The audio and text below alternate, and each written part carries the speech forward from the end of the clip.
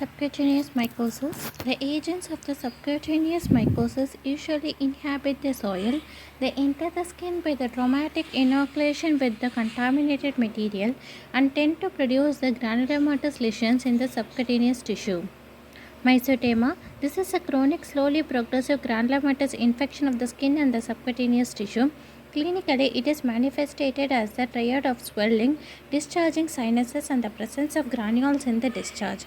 Myxedema is also known as the Madura mycosis or the Madura foot, as it was first described in Madurai, South India by John Gull in 1842.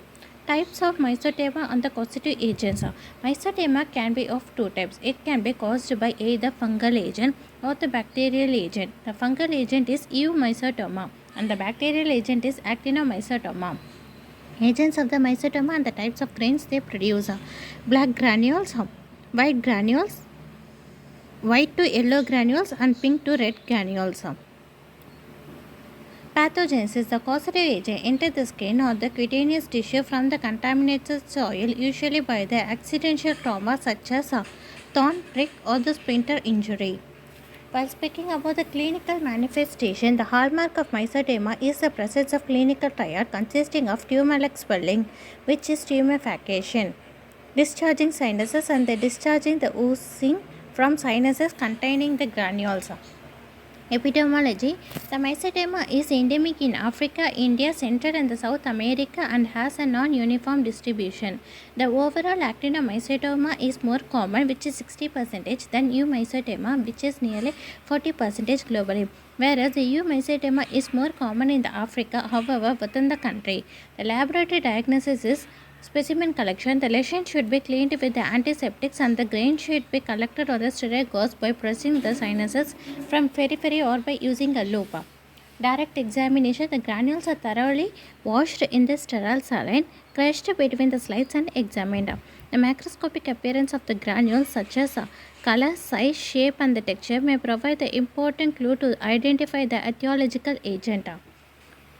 If myxedema is suspected, the grains are subjected to the KOH mount, which reveals hypha nearly 2 to 6 mm width along with the chlamydospores at margin. If actinomyxedema is suspected, the grains are subjected to the gram staining, which reveals the filamentous gram-positive bacilli. Modified acid-fast stain is performed if the nocardia is suspected, as it is partially acid-fast. Histopathological staining. The H and E stain, PAS and GMS.